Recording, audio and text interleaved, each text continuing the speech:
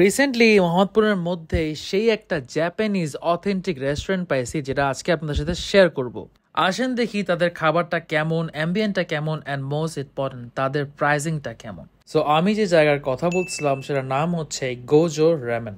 এটা হচ্ছে মোহাম্মদপুর তাজমহল রোডে। গতকাল অরনির বার্থডে ছিল অ্যান্ড সে অনেক দিন ধরে বলতেছিল সে হচ্ছে জাপানিজ ফুড খাবে, সুশি খাবে অ্যান্ড রেমেন খাবে। তাদের ডেকোরেশনটা একবার অবশ্যই শাউট আউট ডিজার্ভ করে, কারণ তারা খুবই সুন্দরভাবে ডেকোরেশন করছে। আর জাপানিজ ফেমাস একটা অ্যানিমে ওই থিমটা ধরে পুরোটা ডেকোরেট করা।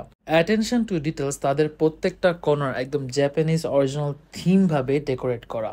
ব্যাকগ্রাউন্ডে তারা খুবই সোবার একটা জাপানিজ টিউন ছেড়ে রাখে, যেটা আপনার ফিল হবে আপনি পুরো একদম জাপানিজ অথেন্টিক রেস্টুরেন্টে চলে আসছেন। মন খুবই ভালো লাগবে, অর্ডার দিতে খুব ভালো লাগবে। তাদের মেনু খুবই organize and one thing I have to say, তাদের খাবারগুলো অনেক অ্যাফোর্ডেবল। কারণ অন্য জায়গায় এই খাবারগুলোর দাম আসলে অনেক বেশি থাকে। অন্য জায়গায় সুশিগুলো আপনার 700-600 নিচে নাই, কিন্তু তাদের এখানে 400 থেকে 300-300 টাকার মধ্যে সুশি পাওয়া যায়। তাদের এই কনসেপ্টটা আমার কাছে অনেক ইউনিক লাগছে। যখনই আপনি অর্ডার দিবেন সাথে সাথে তারা আপনাকে একটা বুক দিবে পড়ার জন্য, আর সেই বুকটা হচ্ছে বেসড অন অ্যানিমে।